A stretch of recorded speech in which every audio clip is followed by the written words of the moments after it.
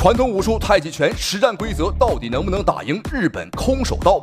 这场比赛，太极拳的代表是太极实战第一人王占军的得意弟子韩飞龙。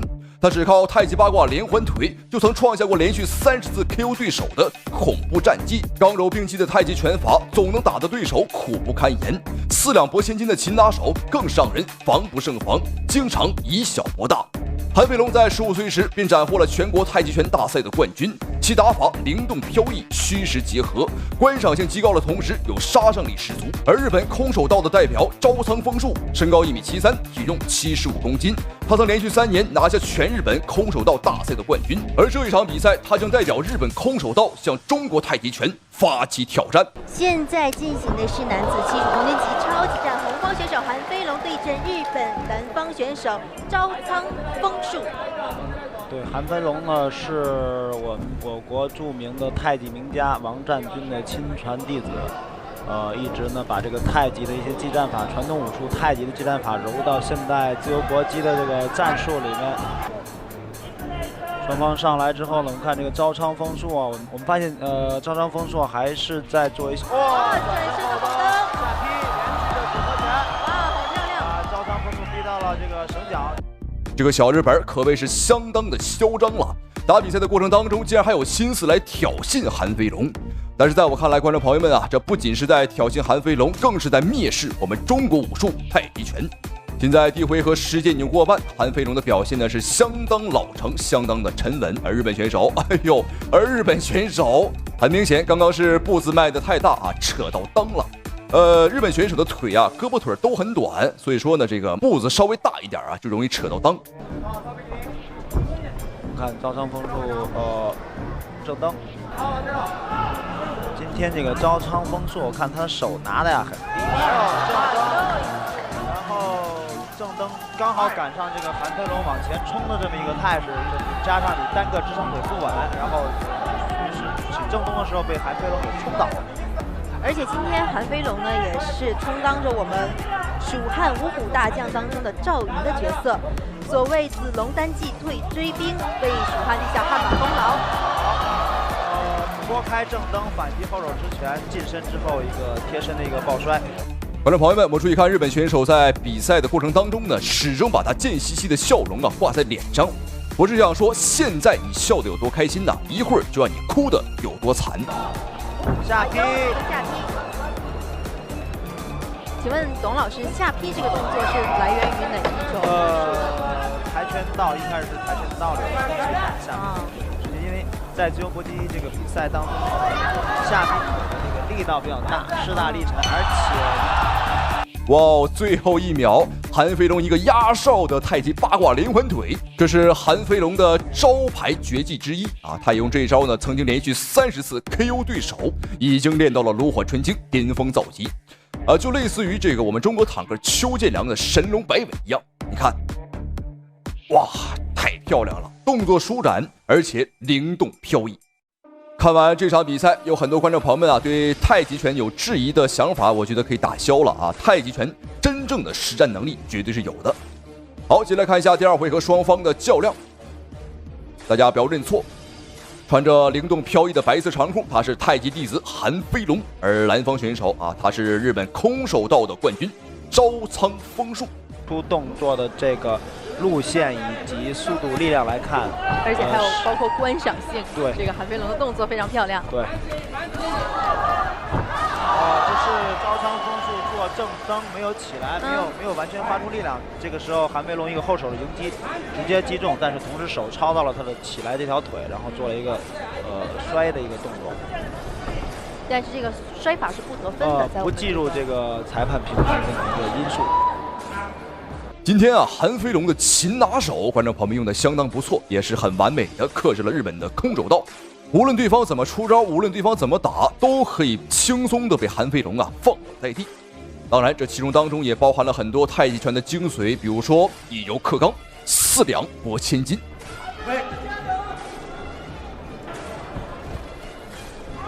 又是一个接腿摔。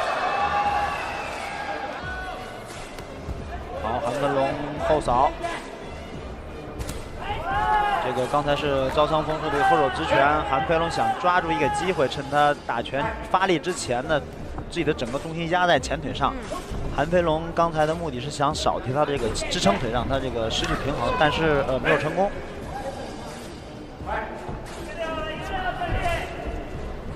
就是韩飞龙的正蹬落空，然后招仓丰树接住之后，一时不知道接下来该怎么做，有点迟疑了。看招仓丰树已经连续多次利用这种近身跳起来的袭击近身，然后今天韩飞龙真是怎么摔怎么有，只要想摔啊，这个小日本就会立马被放倒在地。不知道看到目前为止，您觉得韩飞龙的太极拳和对手的空手道到底谁更强呢？反正我目前看来，韩飞龙的太极拳劈挂腿。韩飞龙的这个太极拳啊，的确是招式更多啊，更加的多样化。而这个小日本子呢，他这个有点四不像了啊，不伦不类，漂亮，又一个擒拿手。方式的一个后腿的扫踢之后，被韩飞龙接住之后来一个接腿摔。既然接腿摔不得分，为什么韩飞龙要耗费时间做一下这样？这是他破坏对手进攻节奏的一种方式。出腿让你倒地，出腿让你倒地，虽然不计分，但是你倒地之后，整个身体就要调整距离，你的节奏就会被打破。是的，还是很聪明的一个打法。好，第二回合比赛结束，相信很多观众朋友们对于这个到底谁强谁弱，心里边已经有答案了。其实韩飞龙让我们最感到意外的一点呢，就是他一个练习太极拳的啊，就浑身啊都是肌肉块。从这一点上来说，他打破了以往我们对太极拳的一个认知。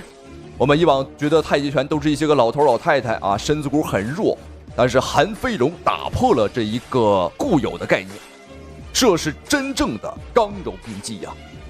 好，现在双方的比赛来到最后一个回合，千万不要认错，白色长裤韩飞龙，蓝方选手日本的空手道冠军招仓丰树，又是擒拿手。招仓丰树的一个直接跳起来的一个膝盖的攻击，但是被韩飞龙摔倒了。转身后蹬技能当过。这个是很痛很痛的。转身的后摆腿是应该从他出腿的这个角度来看，应该是直奔这个招仓丰树的大腿的。对对对。后脚跟直接抛到这个大腿的话，应该对手的伤害应该很大。看要回放。没有。这个对，没有大入这个镜头里。好，切进去。好，表示比赛可以继续，比赛继续进行。双方呢之前的比赛呢动作都非常大，所以就导致双方很容易抱在一起。连续拳法组合进攻。我觉得韩飞龙的这个拳啊也相当不错啊，打法非常的迅猛，和我们以往所看到的这个太极拳啊，这个比划来比划去的感觉是完全不一样的。观众朋友们要区分的开啊，像公园里老大爷打的那个太极拳啊，那并不是实战所能用的。表演性质更多啊，起到一个健身强身健体的作用，而真正的太极拳法就是目前我们所看到韩飞龙所打出来的。好，转身边拳，再跟上顶膝，打法相当的连贯。转身后摆，但是幅度过于大了。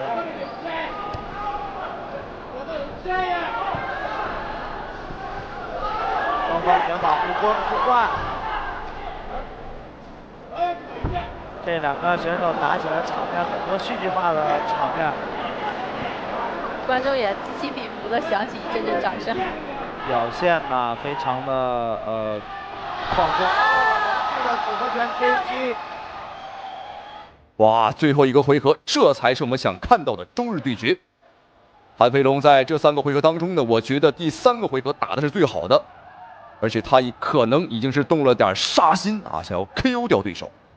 最后的20秒钟，双方的结果马上就要分晓。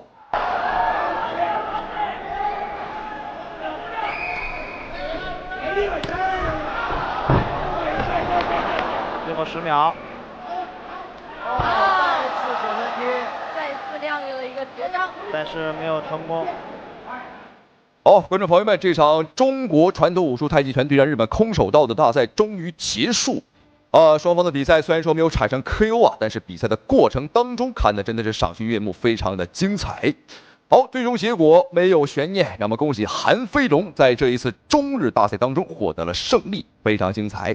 同时，非常感谢屏幕前您的收看与支持，咱们下期视频再见。特别是在美国这个地方，是吧？非常过瘾。我听到这尖叫声，我非常兴奋。本来手上的管不了那么多了，揍他！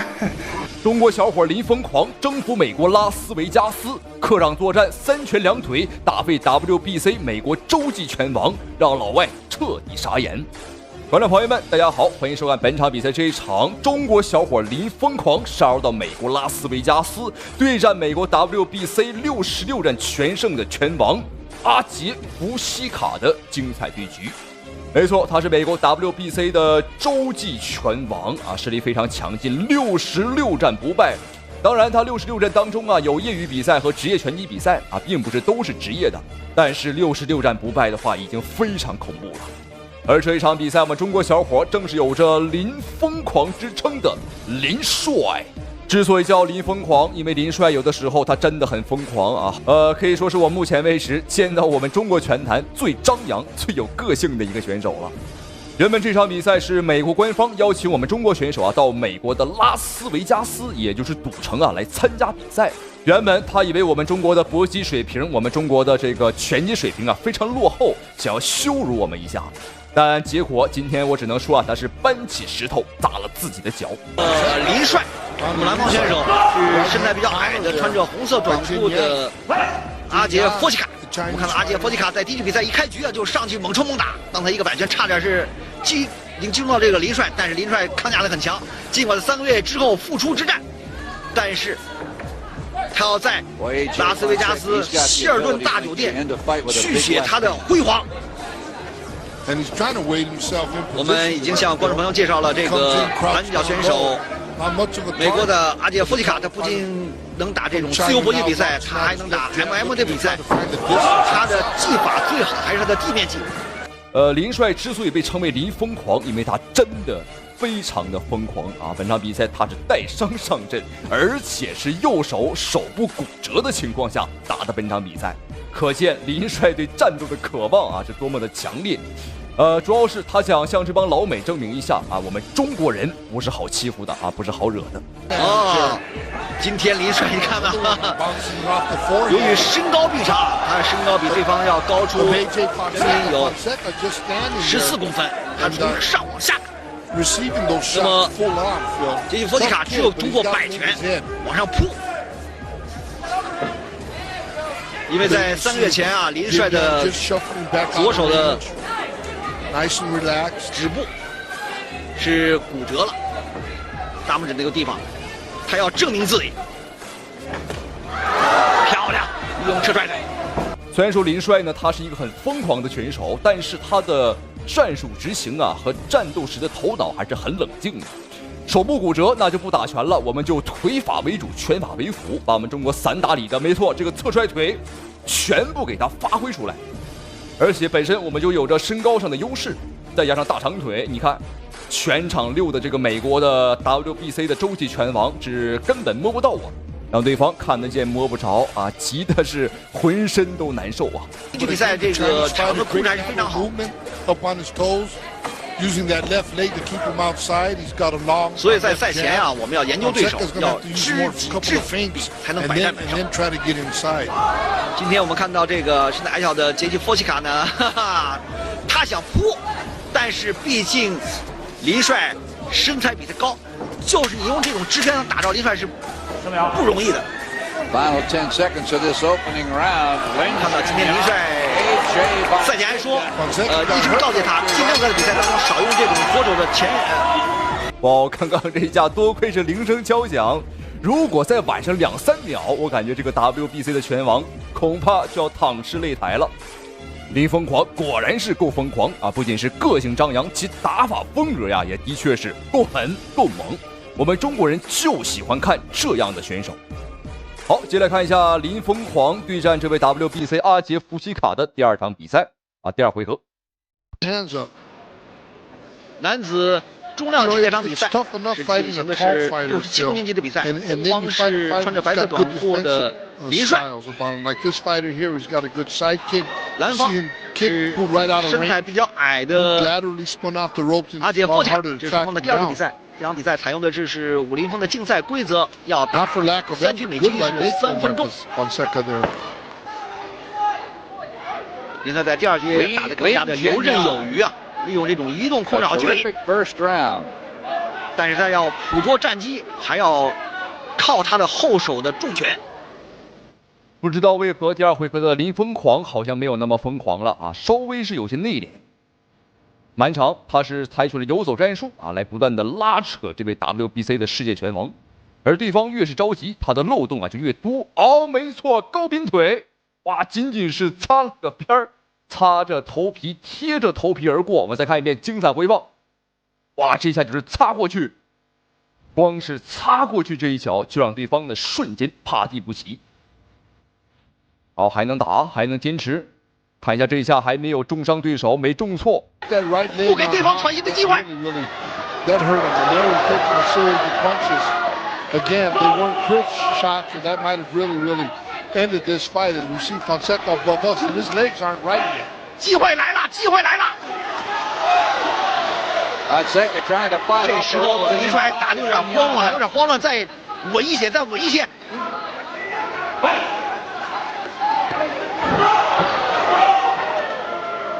Fonseca here with a punch, but the referee's going to 看 count. 到这个奖为第2次给这个阿杰佛西卡读秒。如果在1局比赛当中3次强夺的话，那么这场比赛就要结束。 Fonseca says yes. 林帅要在美国拉斯维加斯要改写历史吗？他要 TKO 对手吗？ But he's really taking a lot of punishment this round. 比赛结束了，比赛结束了。我们看到掌裁判蒋为了保护这个阿杰佛西卡，林疯狂，观众朋友们，果然是名不虚传。在篮球界有个林疯狂，叫林书豪，在我们中国拳坛又有一位这个林疯狂。要知道，本场比赛可是在美国的拉斯维加斯，我们客场作战，太精彩了，主要是打的也是非常解气。好，再次恭喜这位林疯狂，也希望他能够一直在拳击擂台上疯狂下去啊！再次恭喜。帅赢得这场比赛的胜利。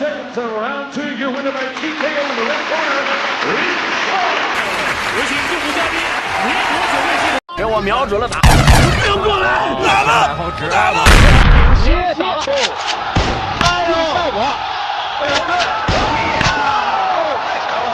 你见过点穴用脚点的吗？霍元甲第8代传人自创点穴腿法神功，让这帮老外是既看不懂又防不住，每一招都直插对手的肋骨，谁要是被这招踢到，立马生不如死，瘫软倒地。这位霍元甲的后代名叫霍小龙，他与霍元甲同姓，与李小龙同名，和张伟丽是老乡啊，出生于河北邯郸。虽然说小伙很年轻，但自幼习武，他立志要把霍家拳法再次发扬光大。好，让我们闲话少说，就让我们一起来看一看这位霍元甲霍大侠的传人啊，他的本领和实力到底如何？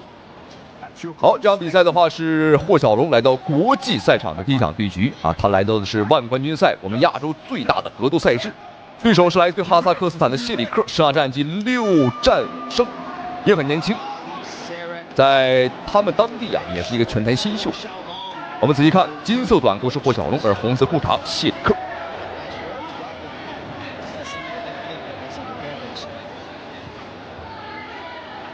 这两人的量级呢，相对来说比较小啊，我们看得出来都比较瘦啊。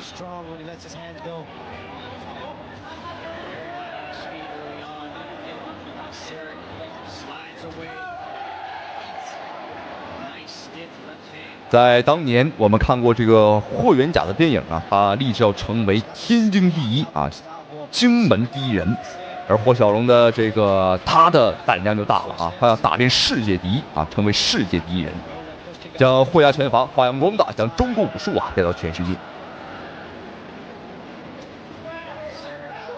哎，有效果！哇，我们看这个谢里克直接跪到了地上。没错，这就是霍小龙啊自创的腿法点穴神功，直插肋骨啊！只要不投降，只要不认输啊，那是不可能的，因为你连站都站不起来啊，腰都直不起来，还怎么打呀？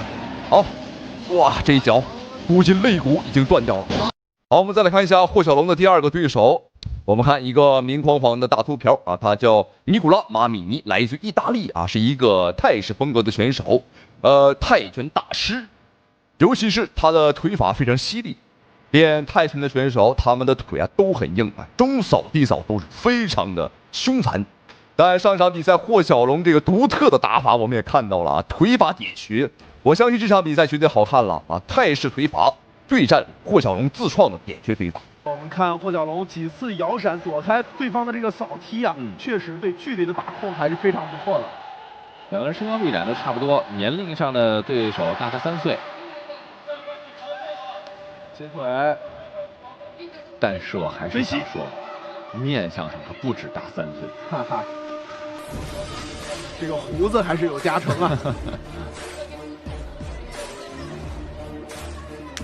漂亮，一个低扫。两个人都是属于这个移动步伐比较快的选手啊。没错。这场比赛由于霍小龙呢是主场作战，所以说我们看他们打得非常自信啊，游刃有余。在河北邯郸举办啊，张伟丽也在台下啊，只能说河北邯郸这真是一个武者的好地方啊，遍布了各种啊强大的高手。那张伟丽咱不用多说了，现在已经是世界冠军，可以说看拳击的和不看拳击的都知道张伟丽。哦，飞膝，刚刚这下很凶啊！亲友团，霍小龙也是想在自己的亲友面前拿下一场痛快利索的胜利。那真是啊，那毕竟是在自己家门口，并且其实还得有一个前情，就是之前在这个情况闹之前，这个荣耀勇士出征了埃及那场比赛，霍小龙没有正经打，对，没打，就是憋了一肚子火，你知道？来看看这剩下这个是不是都能输出在这个马米尼的身上啊？但是反过来我们再说说马米尼啊，马米尼其实现在你看，虽然他这个身上这个肌肉啊被这个服装挡住了，但其实马米尼他是一个这个肌肉维度非常好、非常硬的这个选手。没错，逮住一顿输出。刚才前手的摆拳非常不错，后手又一个摆拳，漂亮，转身边拳，距离把控非常好啊，霍小龙。这是一个推倒，应该不会读秒。虽然说双方只差了3岁啊，对方也不大，但是我们感觉这个霍小龙呢就像是脱缰的野马，而尼古拉马米尼就像是3四天没吃草的老马。哎，什么情况？哇，又是点穴推法，对方的脑袋青筋暴起。我们看对方的脑袋，大家注意看对方的脑袋上，哦哟，这个真是全是血管啊，青筋暴起。好，没有意外的话，应该是没有意外，比赛结束。哇，直插肋骨，真是快稳准狠。好，我们一起来看一下霍小龙的第3场比赛，观众朋友们千万不要眨眼啊！白色短裤的是霍小龙，注意看，千万别眨眼。你看我这王强就一个转身后摆，促踢，又是一个促踢吗？好，又一个对手折在了霍小龙的点穴腿法之下。而且这场比赛有点太快了啊！这个开局还不到20秒就结束了。好，接下来让我们一起来看一下霍小龙今天的第4个对手，来自于乌兹别克斯坦的乌斯曼。这个老外他很是大胆，这一次来我们中国呀，就是表明了啊，就是要挑战我们中国武术。原本他的目标啊是挑战武僧一龙，但观众朋友们，我们都清楚啊，有事的时候啊，这个一龙呢不是生病就是头疼屁股疼。没事的时候啊，他叫的比谁都欢啊。结果呢，一龙没敢接，所以说他便把目光啊放到了霍元甲的传人霍小龙的身上。毕竟是霍大侠霍元甲的传人，所以说击败霍小龙啊，这个可信度啊含金量还是比较高的。选手，所以呢，体重来说都是比较轻的，非常轻巧，应该都比较灵活。往我这边走走。霍小龙在征战这个崛起的战绩啊，现在是8战8胜，5次 KO 对手，实力非常的强劲。那乌兹别克斯坦的乌斯曼呢，今天是首次来到崛起的擂台上啊，也不着急，后闪反击。乌斯曼一出前腿的时候，霍小龙非常快的反应过来就防守反击。对，哇，直拳！前面的几场比赛我们只看到了霍小龙的腿法，这场比赛观众朋友们啊，没有想到霍小龙的拳法也不弱。只不过他的腿法太过于突出啊，太过于出色，让我们忽略了他的拳法。好，接腿。当然霍小龙是有一些散打功底在身上的啊，这个接腿涮摔呢，是他比较擅长的。看看小龙是否能在第一回合去 KO 乌斯曼。哇，很重的一个中扫腿啊，憋足了劲儿啊！这个时候漂亮高扫，打到，再次落地。哇，观众朋友们，这真是3拳2腿，让我们恭喜霍小龙又一次拿下了对手。这需要打准呐！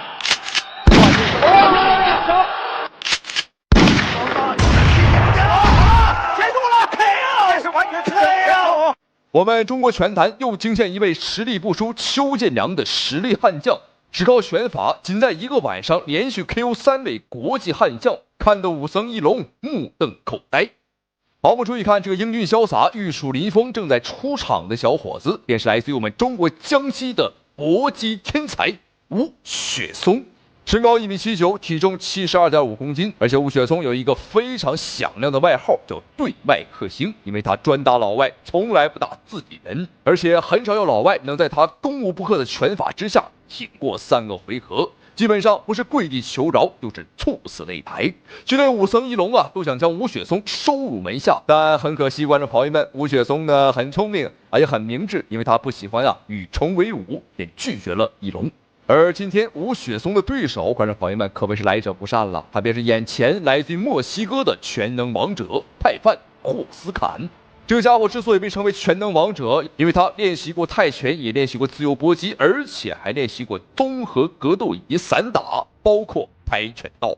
而且他的比赛风格正如他的绰号一般非常的全能，技术全面，毫无短板。而且我们看他一脸得意的笑容，比赛还没开始，仿佛这场比赛已经胜券在握。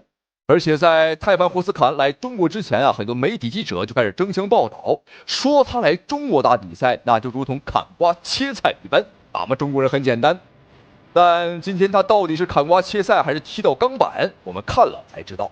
刚改没多长时间，做完了这个3回合的拼斗，马上调整身体。马上调整精神，马上进行下一轮的比赛。是的，确实很辛苦。蓝方泰范霍斯坎，红方吴雪松。从之前双方上一轮的比赛当中，我们看到泰范霍斯坎他的风格比较趋向于这种防守反击。他打得比较灵活，而且报价比较稳，是的，防守非常严密。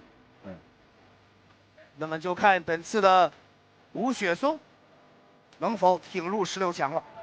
雪松就是说你既然你这么高，那好，那你想把他的防守打开，是的吧？利用你的得意技，给对方造成伤害，就是击不倒对方，给他打重拳，他对方有一种畏惧感，也是一种胜利。在上一轮的比赛当中，吴雪松是靠击术打败了亚历山大希尔。到，过低，是了。这场比赛我真的是没有想到，双方真的是出奇的稳啊！要知道他们两个都是高手，正所谓高手过招，见招拆招。那目前来看，的确是平分秋色，出手次数也不是很多。但我们能看到的是，这个泰范霍斯坎他的双手报价拿得很高，防守意识很强。打完一拳之后双手赶紧是护住脑袋。而我们反观吴雪松，他的报价相对来讲比较松散，但是可以获得更好的进攻视野。霍斯坎的反击拳，霍斯坎的连续的正蹬腿，一扫踢。吴雪松现在也是不敢轻举妄动，非常谨慎。霍斯坎的连续的重拳重腿，这就非常危险了。霍斯坎你觉得防守反击非常快？是的，他这场的一开场的比上场打的还要厉害，还要好。上一场比赛他刚开赛第一场回合呢还略有保守，但现在没有了。这是刚过去多长时间？我们看这个泰范霍斯坎，他是步步紧逼，可以说呢咄咄逼人也不过如此了。但他打得这么凶观众朋友们，对吴雪松来讲，我觉得是好事儿，因为吴雪松最不怕的就是有人找他拼拳。当时武僧一龙看上吴雪松的一个点，就是看吴雪松拳法的确是太漂亮非常的猛，所以说才想将这个吴雪松收入门下当他的前摆。我们刚说到拳法够猛，好，裁判一次读秒，现场裁判的话是毛景宇，这是一个老裁判了，他执行过的比赛已经多达上万场。好，比赛继续。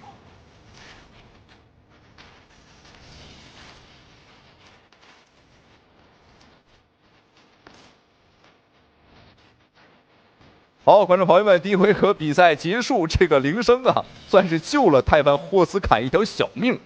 哦，还好铃声敲响了，如果再给一点时间，恐怕这个小子啊已经被吴雪松给 KO 了。我们常说你把兔子逼急了，观众朋友们还咬人呢，更别说你将吴雪松这样一个恐怖的重炮手逼上绝路啊，肯定很危险了。好，双方第二回合比赛继续。开始霍斯坎是加强了进攻，吴雪松。魏松的本身力量是比他要大，比他要力量拳的力量要比较大。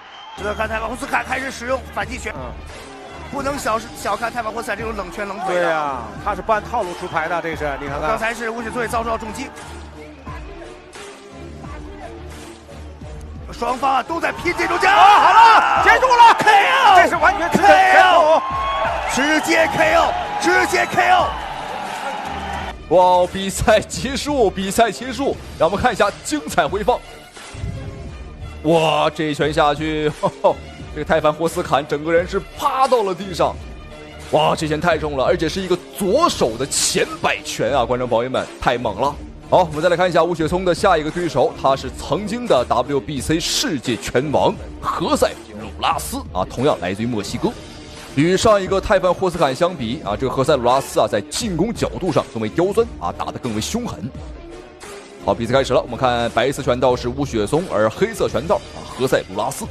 是有过这个 MMA 的这个打法，但是我们看他站架并不像 MMA 选手那样拉得那么开。对，但是脚底步伐还是比较灵活。雪松要拉进去啊！对，这个何塞这个前后这个左右直拳的这个距离啊，非常的长，攻击距离，而且他从来不会打这种中近距离的拳法发力，都是放得很长。打完的雪松追的时候啊，这何塞的步伐转得比较活。对，他应该是研究过雪松。这场比赛的难度系数啊，相较于上一场来讲，真是高了不少。对手无论是在臂展上，还是在步伐的灵活度上啊，比上一个选手要高上太多了。对，又是一次，你看又是一次这种，而他是从上往下去压过吴雪松的前手，防守的前手。对，漂亮，继续！哇，刚刚又是一个前手后手，前虚几次啊！哇，前手，我维修救了啊！这，你的胳膊长，你的步伐灵活，又能怎么样呢？吃到吴雪松的拳啊，你该倒还是得倒。甭管你在国际上有多大的名气啊，来我们中国你是龙你给我盘着啊，你是虎给我握着好。吴雪松乘胜追击，哦，哪里跑？还敢用转身边拳？我让你转！应该是结束了。我们看何塞鲁拉斯呢，连站都站不稳了。比赛结束，让我们恭喜吴雪松啊！两场比赛都很精彩，打的都是顶级高手。好，再次恭喜，同时感谢屏幕前您的收看与支持，咱们下期视频再见。